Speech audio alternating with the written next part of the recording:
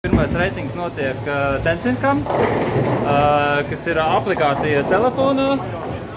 Jā, mēs viņu attaisam, mēs varam sekot līdz visiem rezultātiem un visām spēlēm. Viņi ir pieejami vairākās valstīs jau, kur ir uzstādīti Tentenkam celiņi.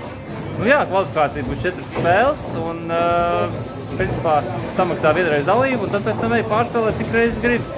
Un 8 labākie tiks finālos, tas notiks Bolero.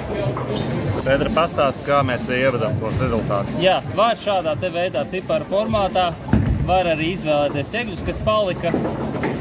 Tādā veidā mēs uzspiežam, apstiprinam, kas notika. Nu, tagad es atzīmēju to, ko es nositu. Man palika 2,8.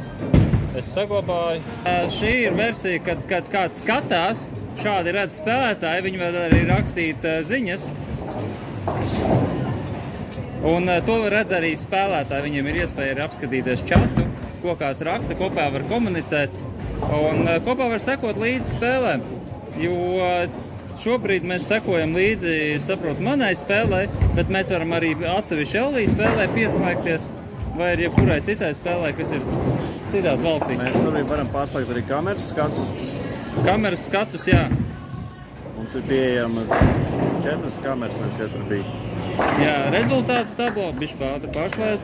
Rezultātu tablo. Tad ir ķegļi. Ķegļi. Jā.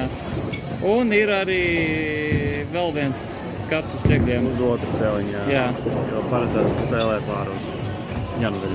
Var spēlēt arī crosslainā. Ir tas, ka kamēr paņem abus 2 celiņus un var spēlēt crosslainā un nav obligāti uz vienu celiņu jāspēlē.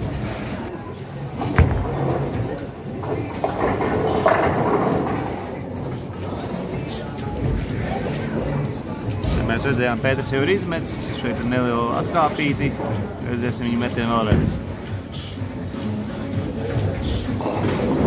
Pēteri, mēs neredzējām, kā tu nobeidzi šo spēli, jo es neierakstīju, lai jāizņemts runāt ar Rikārdu, bet vai mēs varam redzēt atkārtojumu šai spēlē? Atkārtojumu viennozīmīgi varam redzēt, Tentenkam.com, tur var visu apskatīties un ieraudzīt. Visas tiešraides ir ierakstīts un to var apskatīties.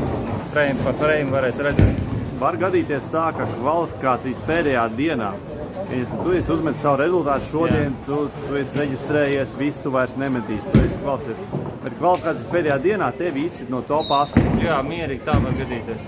Un es domāju, daudziem varētu tā arī notikt.